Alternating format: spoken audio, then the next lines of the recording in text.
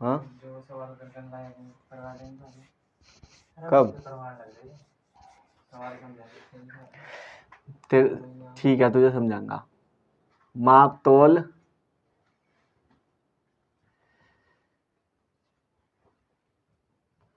तोल पर आधारित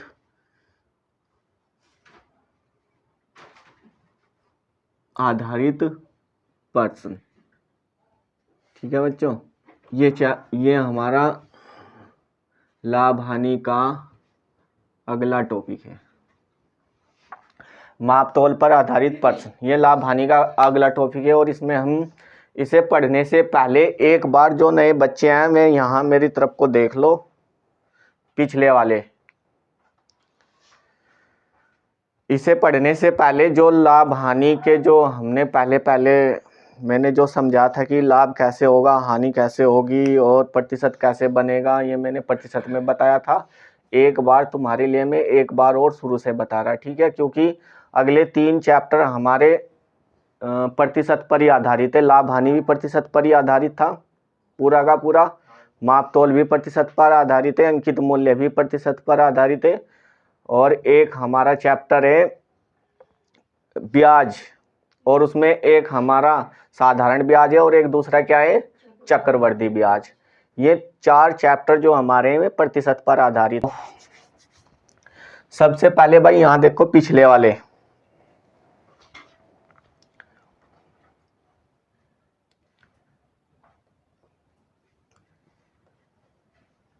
किसी संख्या को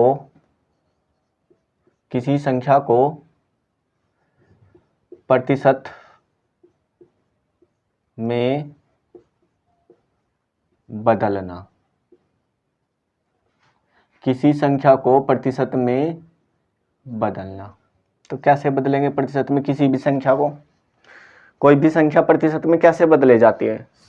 क्या करेंगे, हमें किस में बदलनी है? कोई भी संख्या प्रतिशत में बदलनी है, कोई भी। अब हम इसको यहां लिखेंगे, ऐसे लिख सकते हैं हम, भिन्न को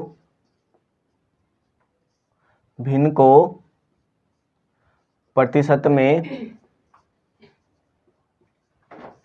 बदलना।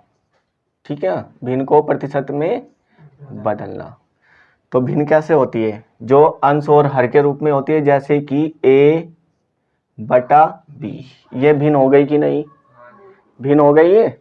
अब कैसे इसको कैसे बदलेंगे? जब हमें कोई संख्या किस में बदलनी हो, प्रतिशत में बदलनी हो, तो कैसे बदलेंगे? वहां क्या कर देंगे, उस भिन्न में 100 से गुना कर देंगे, तो वो किस में बदल करके आ जाएगी, वो संख्या प्रतिशत में बदल जाएगी। और ये कैसे प्रतिशत में बदलेगी? तो किस में बदल गई है? प्रतिशत में। ठीक है, किसी भी संख्या को यदि हमें प्रतिशत में बदलना हो तो क्या करेंगे, उसमें किसी भी भिन्न में या संख्या में, भिन्न में ही नहीं, किसी भी संख्या को प्रतिशत में बदलना हो तो उसमें क्या करते हैं, 100 से गुना करते हैं। ठीक है, जैसे कि मैंने एक भिन्न मेरी क्या थी, a/b, तो मैं इसको प्रतिशत में बदलना था कि मैंने यहाँ क्या किया, 100 से गुना किया, और ये किस में बदल गया, प्रतिशत में। एक हम उदाहरण भी लेंगे, यहाँ कोई हमारे पास में भिन्न है 4/5। ठीक है, अब इसको बता दिया कि प्रतिशत में बदलो, तो प्रतिशत में बदलने के लिए क्या करेंगे, यहाँ 100 से क्या करेंगे, गुना करेंगे। और ये कितनी बार कटेगा 100 से, ये 20 बार, और ये कितना हो जाएगा, 20 चौक 80%। तो 4/5 कितना प्रतिशत के बराबर है, 80% के बराबर है। ठीक है, यानी जब भी हमें प्रतिशत में कोई संख्या बदलनी होगी तो क्या करेंगे, हम 100 से वहां क्या करेंगे, गुना करेंगे। ठीक है, आगे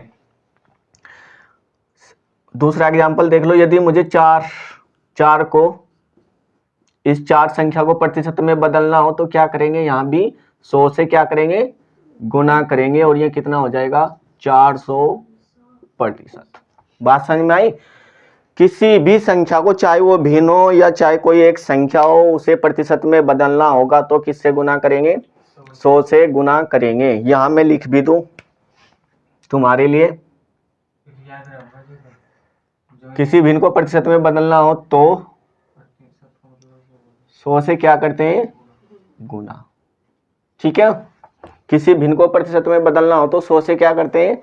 गुना। अब दूसरी बात, यदि, ये तो हमारा नंबर 1 था, और नंबर 2, यदि अब मैं यहां लिखूंगा प्रतिशत को भिन्न में बदलना। ठीक है, प्रतिशत को भिन्न में बदलना। 1 मिनट, प्रतिशत को किस में बदलना है हमें इस बार? भिन्न में। तो जो ये हम ला रहे थे 80% और 400% और A/B%, अब क्या करेंगे यहाँ से हमें वापिस से, जैसे कि ये जिसका, जैसे ये 80% आया किसका? 4/5 का, और 4/5 का 80% आया। अब इस 80% को हमें किस में बदलना है? भिन्न में बदलना है। कैसे बदलेंगे? जैसे कि उदाहरण के तौर पे हमारे पास में एक है A, इसको किस में बदलना है? प्रतिशत में बदलना है। A को किस में बदलना है? प्रतिशत में बदलना है। ठीक है, इसको बदलना है प्रतिशत में। अब क्या करेंगे यहाँ, जब भी किसी संख्या को प्रतिशत में बदलना हो तो संख्या के बटे में क्या लिख दो? 100 लिखना है बस। ठीक है, क्या लिखना है? उस संख्या के बटे में 100। तुरंत ये किस में बदल जाएगी? एक भिन्न में बदल जाएगी। किस में बदल जाएगी? भिन्न में। देख लो भिन्न हो गई कि नहीं है? भिन्न हो गई। ठीक है, जैसे कि उदाहरण के तौर पे, उदाहरण है हमारा एक 80% ही ले लो, देखते हैं ये किसके बराबर आएगा। 80% ही ले लो। 80% को हमें किस में बदलना है? भिन्न में बदलना है। और मैंने ये बताया था कि जब भी हमें प्रतिशत को किस में बदलना हो? भिन्न में बदलना हो तो किस से भाग कर देंगे? 100 से भाग कर देंगे। जैसे कि यहाँ जब भी हम भिन्न में बदलेंगे तो इस प्रतिशत को क्या कर देंगे? यहाँ से हटा देंगे। ठीक है, इस प्रतिशत को क्या कर देंगे? हटा देंगे। इस प्रतिशत की जगह क्या लिखेंगे हम? नीचे 100 लिखेंगे। यानी इसे क्या लिख सकते हैं हम? 80/100। बात समझ में आई? भिन्न में बदल गया है। अभी ये कट सकता है, इसको काटो, और ये भी कटेगा, 2 से कट जाएगा। ये 4 बार कटेगा और ये 5 बार कटेगा। तो कितना मिल गया मुझे वापिस से? 4/5। तो भिन्न में बदल गया है। ठीक है, भिन्न में बदल गया कि नहीं? किसी भी संख्या को, अब 2 बार से एक बार और सुन लो, किसी भी संख्या को यदि मुझे प्रतिशत में बदलना है तो क्या करेंगे? क्या करेंगे भाई? 100 से गुना करेंगे। और किसी प्रतिशत को यदि मुझे किस में बदलना है? भिन्न में बदलना है तो 100 से क्या करेंगे? भाग करेंगे। ठीक है, क्या करेंगे? भाग करेंगे। यहां तक किसी को कोई डाउट हो बताओ? किसी को कोई डाउट तो नहीं है? ठीक है, अब यदि हमारे पास में कोई तीसरा, यहां मैं लिख रहा हूं अनुपात को प्रतिशत में बदलना। ठीक है, अनुपात को प्रतिशत में बदलना। तो कैसे बदलेंगे? अनुपात कैसे होते हैं? ऐसे A/B। ये अनुपात में है कि नहीं? A/B किस अनुपात में है कि नहीं? अब क्या करेंगे? यहाँ देखो, इसको हम कैसे लिख सकते हैं? A/B को, और कैसे लिख सकते हैं हम? इसको ऐसे लिख सकते हैं A/B। ठीक है, इसको क्या लिख सकते हैं हम? A/B। तो ये किस में बदल लिया हमने? पहले अनुपात था, अनुपात को किस में बदला? किस में बदला भाई? प्रतिशत में। भिन्न में बदला। किस में बदला? भिन्न में। अनुपात को किस में बदला? भिन्न में। और भिन्न को हमें पता है कि जब हमें किसी भिन्न को प्रतिशत बनाना होता है तो क्या करते हैं? क्या करते हैं? किसी भिन्न को हमें प्रतिशत बनाना है तो क्या करेंगे? 100 से भाग प्रतिशत बनाने के लिए। और यहाँ क्या लिखा है, भिन्न को प्रतिशत में बदलना हो तो क्या करेंगे? तो फिर अभी अभी बताने से ही भूल गई, इतने कमजोर दिमाग है। तो क्या करेंगे, यहाँ 100 से गुना करेंगे और ये किस में बदल जाएगा? प्रतिशत में। तो ये क्या हो जाएगा? A/B प्रतिशत। ठीक है, प्रतिशत में बदल गया है। पहले मैंने अनुपात को किस में बदला? भिन्न में बदला। और भिन्न को किस में बदला? प्रतिशत में। तो इसी भिन्न, ये भिन्न की कितने प्रतिशत के बराबर हो गया? A/B प्रतिशत के बराबर हो गया। बात समझ में आई सभी के?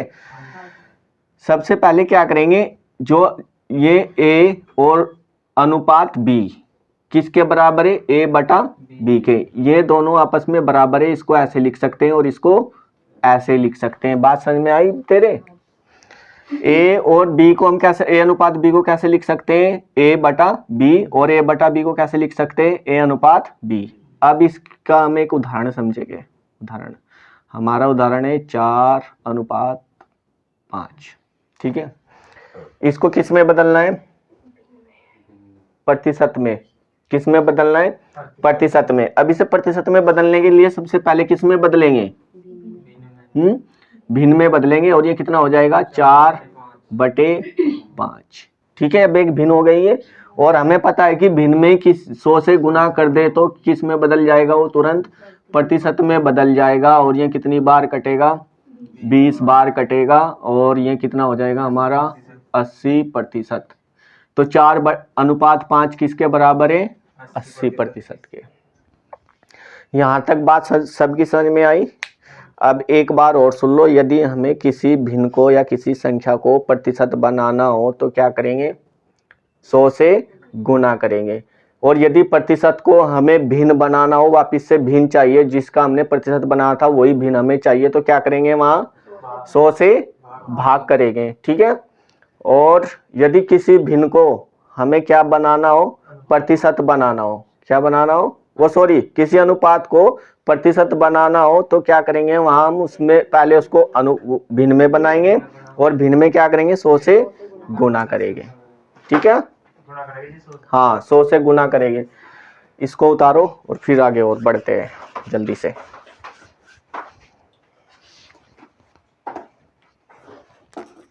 इन सब का प्रयोग होगा वहां लाभ हानि में भी और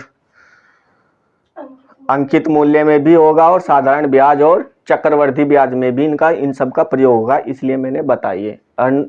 अगर मैं इसके बाद तुम्हें माप तोल पढ़ाऊंगा और अंकित मूल्य पढ़ाऊंगा तो तुम्हें ऐसे ही समझ में आएगा जैसे अभी अभी तुम्हें लाभ हानि आया था। ठीक है, उतारो जल्दी से।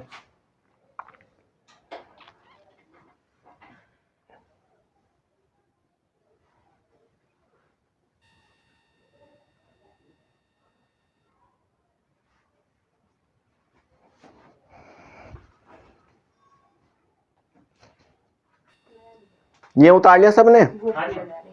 सबने उतार लिया? ठीक है, हटा दो इसे, चुप हो जाओ। इतने लेट का क्यों आई जूली? कि मैथ खत्म हो जाएगा जब तक? और क्या रीजन था?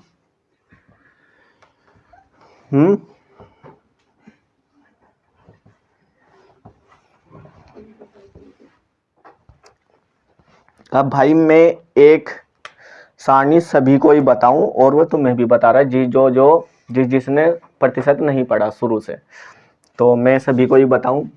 अभी अभी हमने क्या पढ़ा था कि किसी भिन्न को किस में बदलना है? हमें प्रतिशत में। तो 1/2 को प्रतिशत में बदलेंगे। 1/2 को किस में बदलना है? हमें प्रतिशत में बदलना है। तो क्या करेंगे? यहां से 100 से गुना करेंगे और ये किस में बदल जाएगा? प्रतिशत में बदल जाएगा। ठीक है, किस में बदल जाएगा? प्रतिशत में बदल जाएगा।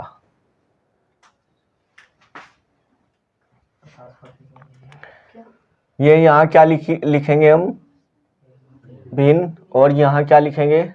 उनका प्रतिशत मान, उनका प्रतिशत मान। और यहाँ लिखेंगे, यहाँ भी प्रतिशत लेकिन दशमलव में। ठीक है,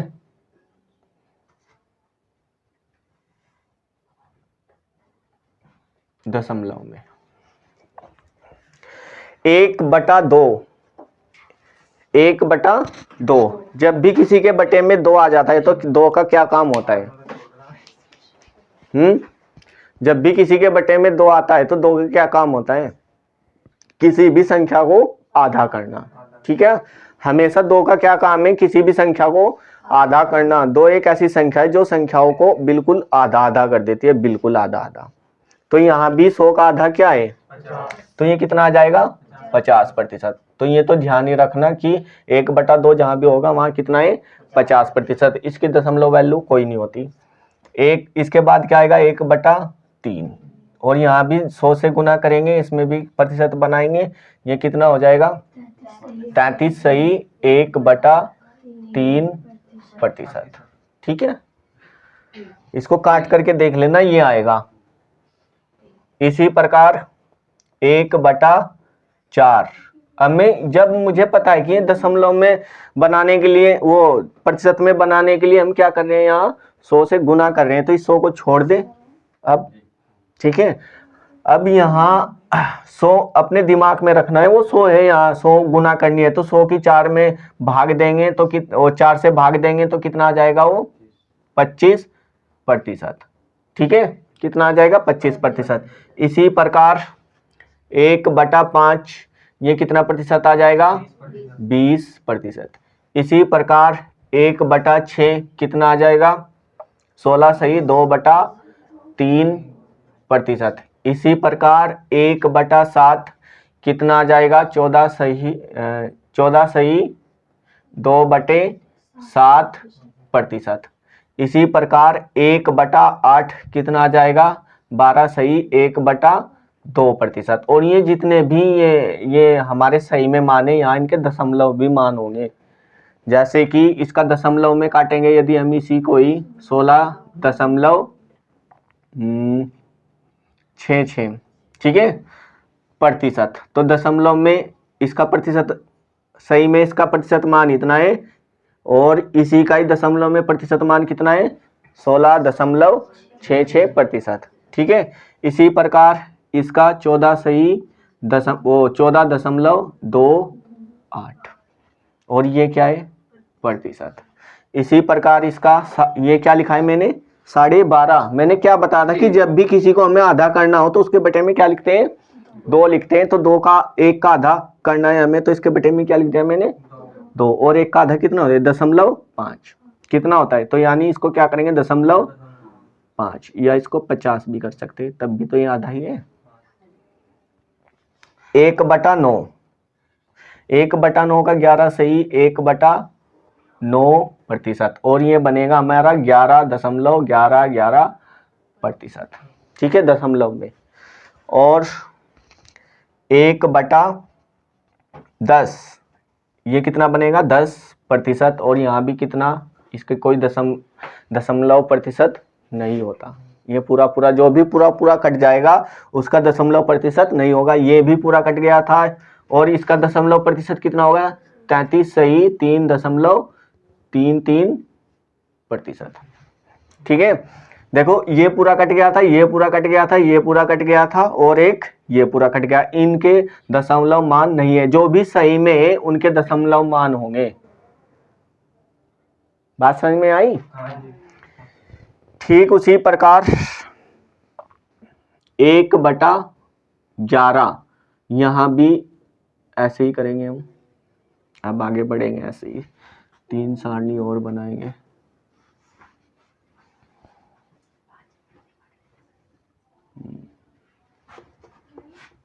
यहाँ क्या लिखेंगे हम? भिन्न। ठीक है, यहाँ क्या लिखेंगे? भिन्न। और यहाँ प्रतिशत, और यहाँ दशमलव में प्रतिशत।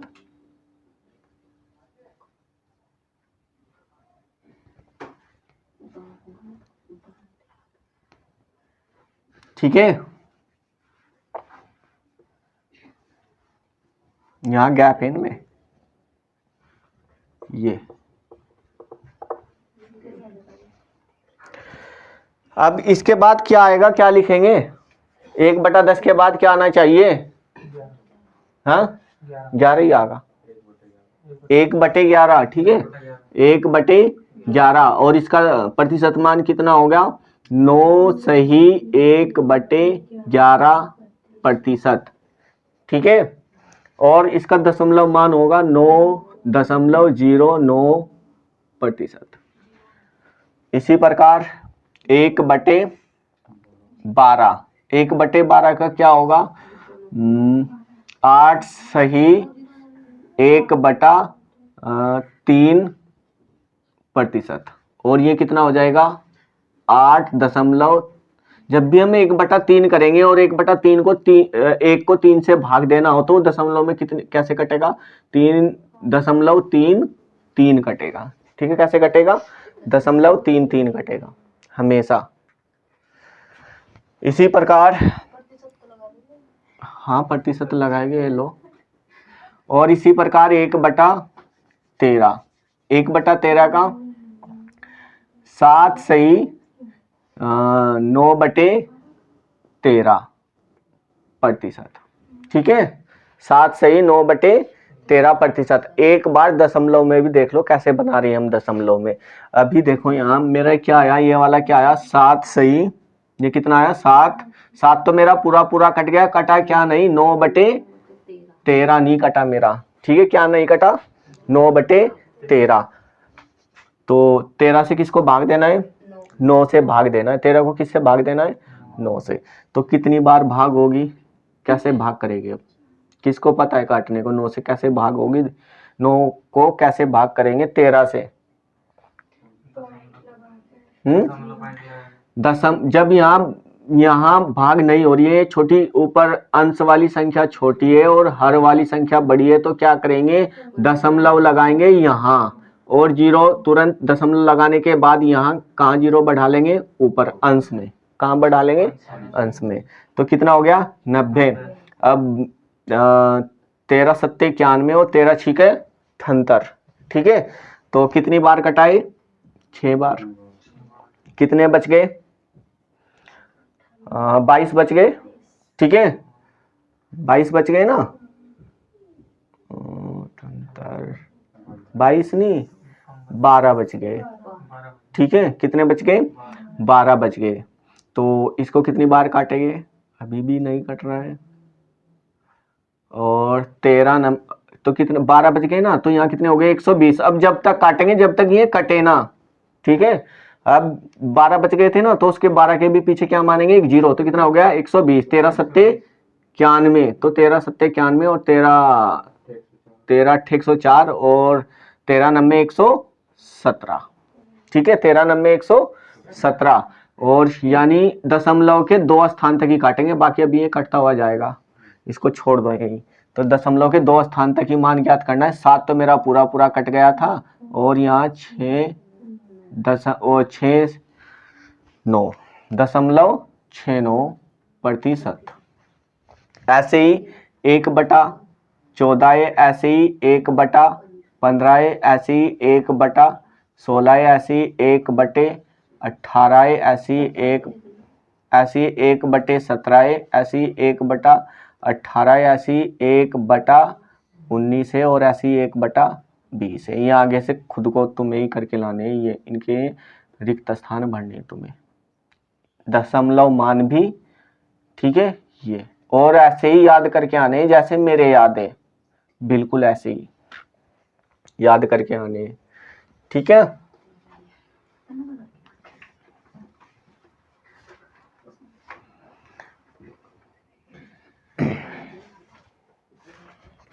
उतारो इसको अब।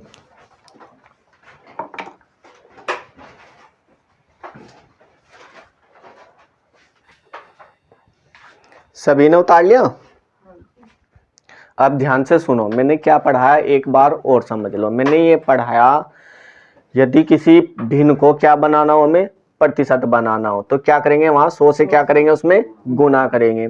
और यदि किसी प्रतिशत को भिन्न में बदलना हो तो क्या करेंगे, उस प्रतिशत में क्या करेंगे, 100 से भाग करेंगे। ये पढ़ा है बस अभी तक। तो फिर उसके बाद मैंने क्या बताया, ये बताया मैंने, क्या बताया कि यदि मैंने ये पूछ लिया ना तुमसे कल को कि 1/4 कितने प्रतिशत के बराबर है, तो तुरंत याद होना चाहिए कि कितने प्रतिशत के बराबर है, 25% के बराबर है 1/4। ये याद होना चाहिए, ये नहीं कि तुम वहां 100 से गुना करके और तब बता रहे हो, ये दिमाग में होना चाहिए तुरंत, 1 सेकंड के अंदर अंदर आंसर आ जाना चाहिए कल को। और मैंने इधर से पूछ लिया कि 25% कितने के बराबर है, तो तुरंत पता होना चाहिए कि कितने के बराबर है, 1/4 के बराबर है। तो यहां से क्या पता लगा कि 1/4 25% के बराबर है, और 25% किसके बराबर है, 1/4% के बराबर है। अब यही मैं ये बता रहा हूं कि यदि मैं चाहे मैं इधर से पूछूं चाहे उधर से पूछूं, दोनों साइड से याद होना चाहिए कल को सबके, ठीक है ना। हाँ, और कौन कौन से इसमें बहुत इंपॉर्टेंट है, यहां तक तो ये बहुत ही 10 तक तो सारे के सारे इंपॉर्टेंट हैं, ये 10 तक 1/10 तक सभी इंपॉर्टेंट है, ठीक है।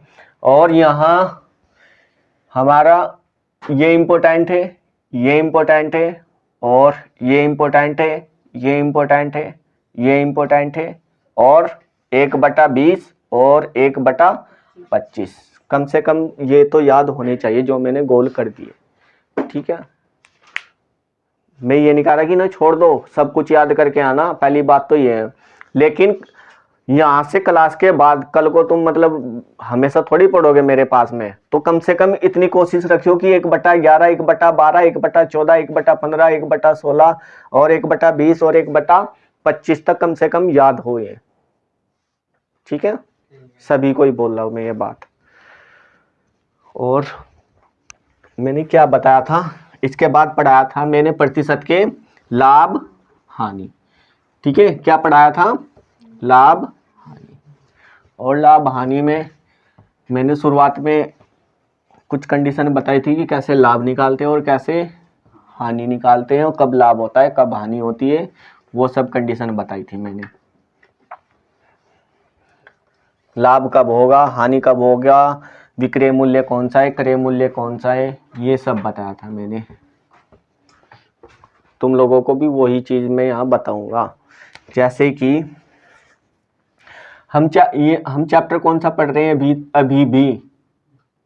अभी भी लाभ और हानि, ठीक है। लाभ और हानि ये चैप्टर पढ़ रहे हैं हम अभी भी। तो इसमें और आगे बढ़ने से पहले कुछ इसकी कंडीशन समझ लो। सभी इसमें एक हमारा मूल्य होता है क्रय मूल्य, ठीक है। एक कौन सा मूल्य होता है, क्रय मूल्य। और क्रय मूल्य को हम अंग्रेजी में क्या बोलते हैं, कॉस्ट प्राइस, ठीक है। क्या बोलते हैं, कॉस्ट प्राइस। और एक हमारा होता है कौन सा, विक्रय मूल्य। एक हमारा कौन सा होता है, विक्रय मूल्य। और इसको बोलते हैं हम सेलिंग प्राइस, ठीक है बच्चों। एक हमारा मूल्य होता है क्रय मूल्य, और एक होता है हमारा कौन सा, विक्रय मूल्य, और एक क्रय मूल्य। और क्रय मूल्य को बोलते हैं कॉस्ट प्राइस, और दूसरे को बोलते हैं सेलिंग प्राइस। और क्रय मूल्य कौन सा होता है, क्रय मूल्य कौन सा होता है, क्रय मूल्य कौन से मूल्य को बोलते हैं, जिस मूल्य पर कोई वस्तु खरीदी जाए, ठीक है। उस मूल्य को कौन सा मूल्य बोलते हैं हम, क्रय मूल्य बोलते हैं। जिस मूल्य पर कोई वस्तु खरीदी जाए उस मूल्य को कौन सा मूल्य बोलते हैं हम, क्रय मूल्य बोलते हैं। इसी प्रकार ये कौन सा मूल्य होता है, जिस मूल्य पर कोई वस्तु बेची जाए। तो ये अब ध्यान से सुनो, क्रय मूल्य वो मूल्य होता है जिस मूल्य पर हम वस्तु को खरीदते हैं। विक्रय मूल्य वो मूल्य होता है जिस मूल्य पर हम वस्तु को बेचते हैं, ठीक है। अब यहां से एक यदि मुझे लाभ निकालना हो, लाभ क्या निकालना हो, लाभ, और लाभ किस में निकाल लें हम, रुपए में, कि कितने का लाभ हुआ और कितने की हानि हुई। तो कैसे होगा लाभ और हानि, लाभ और हानि कैसे होता है, मैंने ये बताया था, मैं अभी तक मैं यही बताता आ रहा हूं कि लाभ, यदि हमें लाभ कब होगा, जब हम किसी वस्तु को कम में खरीद करके लाएंगे और ज्यादा में उसको क्या कर देंगे, बेच देंगे। ठीक है, कम में किसी वस्तु को हम खरीद करके लाएंगे और ज्यादा में उसको बेच देंगे, तब क्या होगा, हमें लाभ होगा। कैसे लाभ होगा, यानी ज्यादा में हम क्या करके ला रहे हैं उसको, क्या ज्यादा में हम उसको बेच रहे हैं और कम में उसको क्या कर रहे हैं, खरीद रहे हैं। तो बड़ा मूल्य कौन सा मूल्य होना चाहिए हमारा, बताओ। अभी अभी क्या बताया मैंने ये देखो, एक बात तो यहाँ नर्वस मत हो बिल्कुल भी, मैं ये बता रहा हूं कि वो मूल्य जिस पर हम वस्तु को खरीद करके लाते हैं और जिस पर हम वस्तु को बेचते हैं, और उन्हीं मूल्य पर हमें हानि भी होगी और उन्हीं मूल्य पर हमें लाभ भी होगा। हानि तब होगी जब हम ज्यादा रुपए में उस वस्तु को खरीद करके ला रहे हो और बेच रहे हो कम में। लाभ तब होगा जब हम किसी वस्तु को कम में खरीद करके ज्यादा में हम उस वस्तु को क्या कर रहे हो, बेच रहे हो, तब क्या होगा, हमें लाभ होगा। ठीक है, तो इसका मतलब जब लाभ कब होगा, कौन सा मूल्य बड़ा होना चाहिए हमारा, एसपी बड़ा होना चाहिए ना। हम खरीद करके कम में ला रहे हैं और बेच रहे हैं ज्यादा में, तो तब क्या होगा, हमें लाभ होगा। तो बड़ा मूल्य कौन सा होना चाहिए लाभ के लिए, विक्रय मूल्य बड़ा होना चाहिए। ठीक है, कौन सा होना चाहिए, विक्रय मूल्य। तो लाभ निकालना है हमें, तो लाभ निकालने के लिए हमें क्या चाहिए, विक्रय मूल्य माइनस क्रय मूल्य। ठीक है, ये क्या हो जाएगा हमारा, यहां से क्या निकल आएगा, हमारा लाभ निकल आएगा कि हमें उस वस्तु पर कितने रुपए का लाभ हुआ है। भाई लाभ तभी तो होगा जब हम बड़े में से छोटा मूल्य घटाएंगे। बड़ा कौन सा मूल्य है, विक्रय मूल्य, छोटा कौन सा मूल्य है, क्रय मूल्य। और तब क्या होता है, जब विक्रय मूल्य बड़ा हो और क्रय मूल्य छोटा हो, तब क्या होता है, लाभ होता है हमेशा। क्यों होता है, क्योंकि हम वस्तु को बेच रहे ज्यादा में और खरीद करके लाए थे कम में। ठीक है, हानि कब होगी, हानि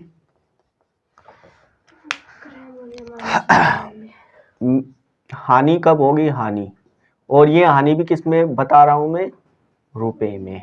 ठीक है, किसमें बता रहा हूं, रुपए में। तो हानि कब होगी, हमें ऐसे ठीक हमें हानि होगी। हानि कब होती है अभी ये बताओ, मैंने अभी अभी तो बताया था कि हानि कब होती है, जब हम खरीद करके तो ला रहे हो कम में, ज्यादा में नहीं, खरीद करके ज्यादा में ला रहे हो और बेच रहे हो हम उसे कम में, वहां क्या हो जाएगी, हमें हानि हो जाएगी। ठीक है, खरीद करके हम ला रहे हो ज्यादा में और बेच रहे हो हम उसे कम में, वहां क्या हो जाएगी, हमें हानि हो जाएगी। जैसे कि हाँ, इसमें बड़ा मूल्य कौन सा हो गया आपका, अब की बार क्रय मूल्य बड़ा हो गया, तो क्रय मूल्य में से कौन सा मूल्य घटाएंगे, विक्रय मूल्य। जो भी मूल्य बड़ा होगा उसी में से ही दूसरा मूल्य घटाएंगे। दो ही मूल्य हमारे पास में, एक क्रय और एक विक्रय। यदि विक्रय बड़े है तो उसमें बड़ा है तो उसमें से क्या घटाएंगे, क्रय, और क्रय घटाएंगे तो वहां क्या होगा, लाभ। क्या होगा, लाभ होगा। और यदि हमारा क्रय मूल्य बड़ा है और विक्रय घटा रहे हैं तो वहां क्या होगी, हमें हानि होगी। ठीक है, जैसे कि हमारा इस बार कौन सा मूल्य बड़ा है, हानि कब होगी, जब हम खरीद करके उसको ला रहे हो ज्यादा में और बेच रहे हो हम उसे कम में। ठीक है, क्रय माइनस विक्रय, क्रय माइनस विक्रय, तब क्या हो जाएगी, हमें वहां हानि हो जाएगी। लाभ कब होगा, जब हम विक्रय में से क्या घटा रहे हो, क्रय घटा रहे हो। और हानि कब होगी, जब क्रय में से विक्रय घटा रहे हो। हमेशा यहाँ इसको हम ऐसे भी समझ सकते हैं कि हानि कब होती है, जब हमारा कौन सा मूल्य बड़ा हो, एसपी, और छोटा कौन सा हो, सीपी। बात समझ में आई, ये ध्यान रखना है। लाभ कब होगा हमें, जब हमारा सीपी क्या हो, बड़ा हो, और एसपी क्या हो, छोटा हो। इससे भी याद रख लो, इससे और ये सूत्र थोड़ा और याद हो जाएगा। ये सूत्र नहीं है, ये सूत्र नहीं है, इसको तो सूत्र बना दिया गया। ठीक है, हमें ये तो पता ही है कि यदि हम बेचने वाले मूल्य में से खरीदने वाला मूल्य घटा दें तो वहां से लाभ या हानि आएगी हमारी। और मैंने अभी भी बताया लाभ या हानि कैसे आते हैं, जब हमारा विक्रय मूल्य बड़ा हो क्रय मूल्य छोटा हो लाभ होगा, और जब हमारा क्रय मूल्य बड़ा हो और विक्रय मूल्य छोटा हो तो वहां क्या होगा, हानि होगा। ठीक है, अब ये तो मैंने निकाला रुपए में, किस में निकाला, रुपए में ज्ञात करना हो। और यदि यही रुपए इसी लाभ को हमें किस में बताना हो कि कितने प्रतिशत का लाभ हुआ और कितने प्रतिशत की हानि हुई, ये भी तो ज्ञात कर रहे थे अभी कुछ देर पहले, वो कुछ दिन पहले। ठीक है, तो कितने प्रतिशत का लाभ और कितने प्रतिशत की हानि क्या करेंगे यहाँ, ये देखो ये क्या लिखा है, यहाँ क्या लिखा है लाभ, तो हमें ऊपर क्या लिखना है, क्या रखना है हमें ऊपर, लाभ प्रतिशत निकालने के लिए ये क्या लिखा है यहाँ लाभ, तो ऊपर क्या रखना है हमें यहाँ भी लाभ, और ये लाभ कौन सा रखना है, जो हमें रुपए में लाभ या हानि होती है। ठीक है, पहले ये यदि हमें लाभ प्रतिशत चाहिए तो पहले क्या निकालना पड़ेगा, इस स्टेप पे जाएंगे, यहाँ से क्या मिलेगा मुझे, रुपए में क्या मिलेगा, लाभ मिलेगा। मैं क्या बता रहा हूँ समझ रहे हो ना सब के सब। यदि मुझे लाभ प्रतिशत चाहिए, क्या चाहिए, लाभ प्रतिशत, तो क्या करना पड़ेगा, पहले हम रुपए में ज्ञात करेंगे कितने रुपए का क्या हुआ उसको लाभ हुआ, ये मैंने यहाँ लिख दिया लाभ। ठीक है, और लाभ और प्रतिशत हमेशा किस पर निकलते हैं, किस पर निकलते हैं, क्रय मूल्य पर निकलते हैं, ये किस पर निकलते हैं, क्रय मूल्य पर निकलते हैं। ठीक है, क्या, बिल्कुल संकेत ने सही कहा, और गुणा प्रतिशत बनाने के लिए 100, इसने बिल्कुल सही सीख लिया। तो ये क्या हो जाएगा हमारा, यहाँ से लाभ प्रतिशत निकल आएगा।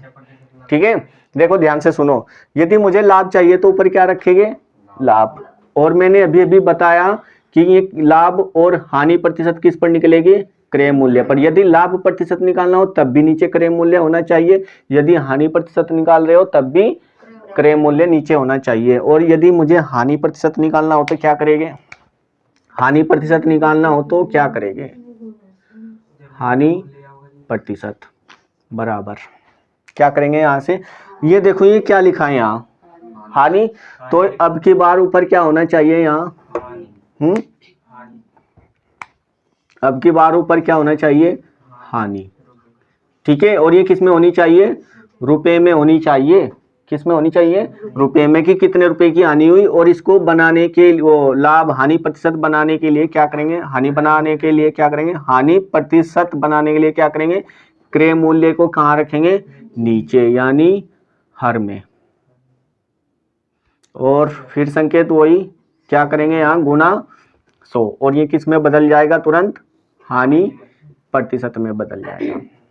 ठीक है, हानि और वास्तव में लाभ और हानि प्रतिशत हम उसी मूल्य पर बता सकते हैं, जिस वहीं से ही पता लग सकता है हमें कितने रुपए का हानि हुई किसी सौदे में, या कितने रुपए का लाभ हुआ, कितने प्रतिशत की हानि हुई और कितने प्रतिशत का लाभ हुआ। हम जिस मूल्य पर उस वस्तु को खरीद करके लाए हो तभी तो बता सकते हैं हम, वहीं से ही पता लगता है हमें लाभ हानि प्रतिशत का, जिस मूल्य पर हम वस्तु को खरीद करके लाए हो।